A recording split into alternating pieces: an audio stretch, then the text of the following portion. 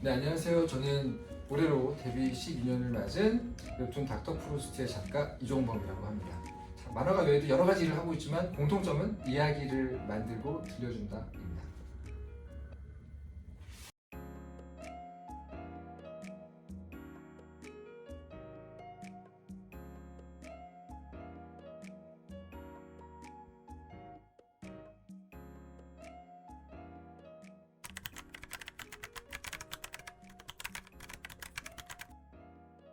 그때는 뭐 드라마 작가님들이나 방송 쪽에 계신 분, 영화 쪽에 계신 분들이 이야기 매체로서의 웹툰을 굉장히 관심을 갖고 있지만 주변시에 놓고 있었던 시기였어요.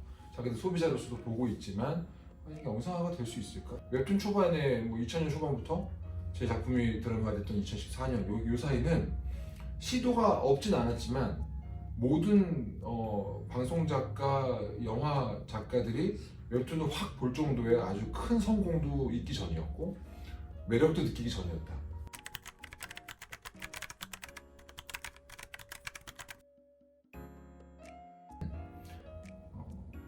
영화나 드라마는 작품이 잘 안 되면 여러 명이 슬퍼하잖아요.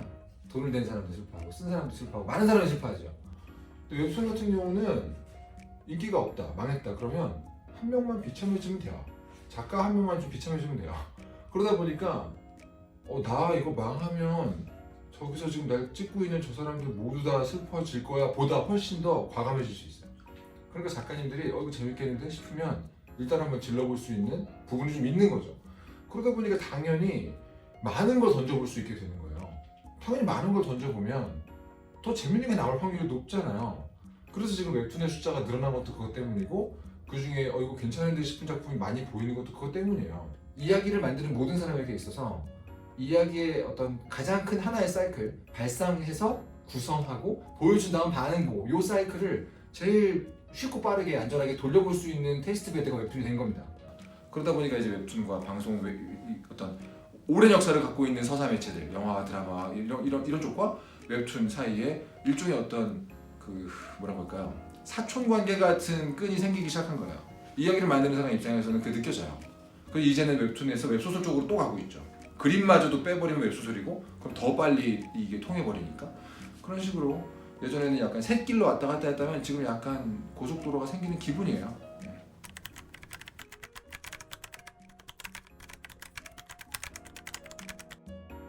웹툰 작가 한 사람 안에 영화라고 치면 뭐 재무팀부터 무대팀, 의상팀 다 이 안에 있는 거잖아요. 작가님들마다 일 잘하는 부서가 달라요. 예를 들면 저 같은 경우는 제 안에 있는 의상팀은 일을 진짜 못해요. 주인공들이 다 옷을 비슷하게 입고 나와요. 반면에 제 안에 있는 뭐 예를 들면 취재팀 이쪽은 되게 일을 잘하고 방송 작가님들은 남을 탓할 수 있어요.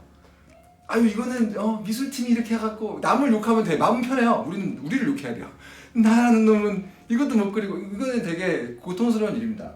마찬가지예요. 다 해야 되기 때문에 못하는 부분이 있는 거고 저희가 되게 동경하는 부분은 뭐냐면 머릿속에 그려내서 그리면 되잖아요. 근데 방송 작가님이나 드라마 작가님, 영화 작가님들은 여기가 가려워요. 그럼 여기를 긁으면 되잖아요 우리는. 근데 그분들은 3D 쿠션으로 긁어야 되는 거거든요. 이거를 내 글을 본 사람이 어떻게 할지를 염두에 두고 써야 되니까 저희보다 훨씬 더 협업을 위해 발달한 기술이 있을 것만 같고 내 마음을 알아주길 바래서 어휘를 골라야 되고 표현을 골라야 되고 오해 여지가 없게 만들기 위해서 만드는 거잖아요. 그런 모든 작업들 내가 쓴 한 권의 책으로 수십 명이 움직이는구나. 그걸 보면은 이건 정말 대단한 능력이 아닌가 라는 생각을 하죠.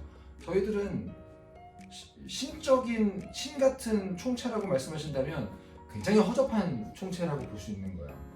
저도 그래서 제 안에 부서들 조정을 좀 합니다.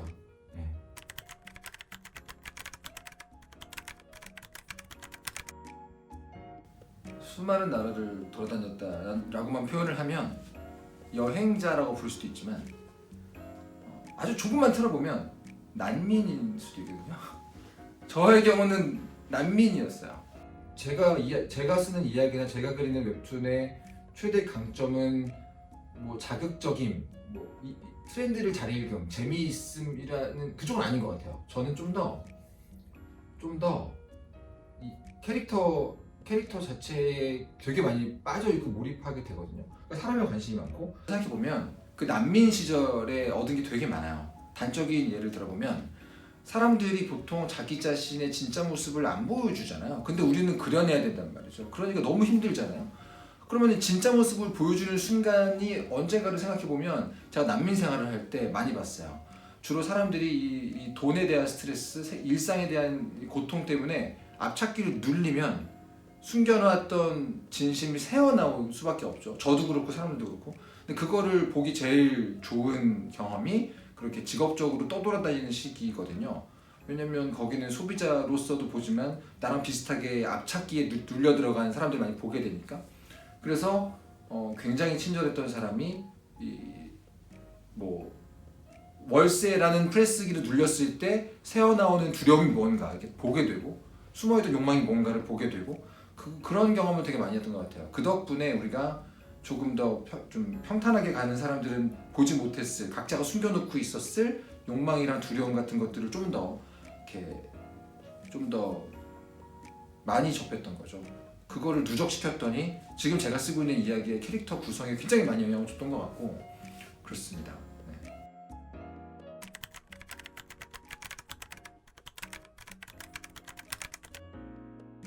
제가 처음에 그 말을 썼을 때는 내가 당장 할 수 있는 걸 써서 만화를 그리자. 왜냐면 너무 다들 말을 잘 그리니까 그 사람들은 못하는데 나는 할 수 있는 거, 그걸 자기패라고 생각해서 한 얘기였어요.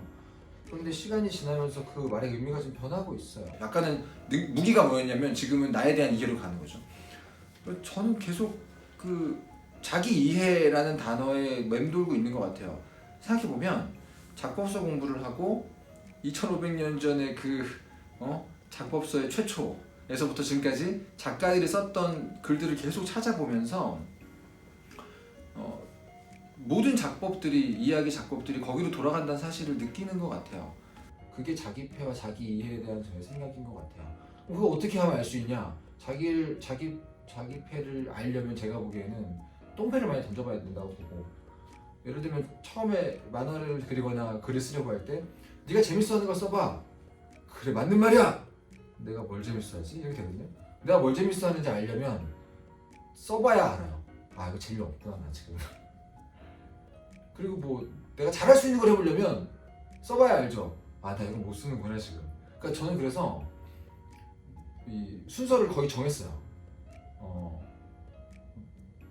100%의 확률로 내 맘에 안 들, 100%의 확률로 엉망진창이 될 작품을 빨리 써서 빨리 맘에 안 들어 하는 건 많이 유일한 길이고, 그것만이 자기 패 한번 쫙 훑어서 아, 이게 내 패구나를 알 수 있는 제일 빠른 지름길이라고 보는 거죠. 이러면 앉아가지고 이 중에서 뭐가 내 패인가를 보려고 하면 절대로 찾을 수 없다는 게 저의 지론이고 저의 믿음입니다.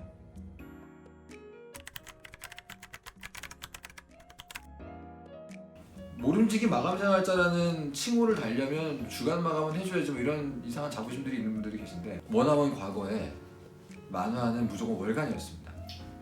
월간밖에 없었어요. 월간 보물섬 월간이잖아요. 주간 IQ 점프와 소년 챔프 사이에 무슨 일이 벌어졌던 거예요. 슬픈 일이. 일본의 어떤 담당자가 월간 잡지가 나오는 날 서점에 길게 줄을 선 사람들을 보면서 생각을 했다는 거예요. 저렇게 좋아하는데 저거 매주 주면 얼마나 좋을까. 그 사람 분명히 지옥 갔을 건데. 작가들에게 얘기한 거예요. 우리 주간을 해보는 게 어때? 자, 그때 만화가들의 반응은 어땠을까요? 인간의 한계는 월간이다. 월간보다 더 안 된다. 이렇게 얘기했는데 그 일이 벌어지고 몇십 년 뒤 한국에서는 주 2회, 주 3회가 나오고 있잖아요.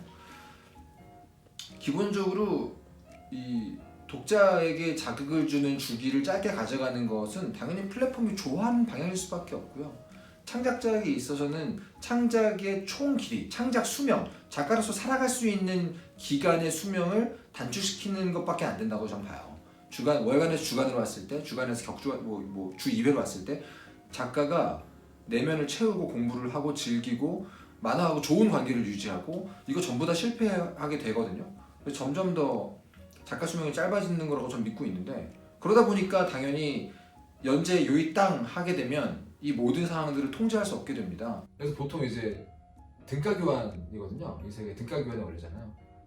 마감을 사주한 대신에 뭐 하나 바쳐요. 디스크를 바칠 수도 있고 요추를 바치거나 네, 어깨를 바치거나 가장 슬픈 경우는 만화에 대한 애정을 바치는 경우도 있고 그럼 그 결과 어떻게든 마감을 지켜내고 나서 그 대가를 몸으로 고스란히 겪게 되는 게 마감 생활자의 일상인 것 같습니다.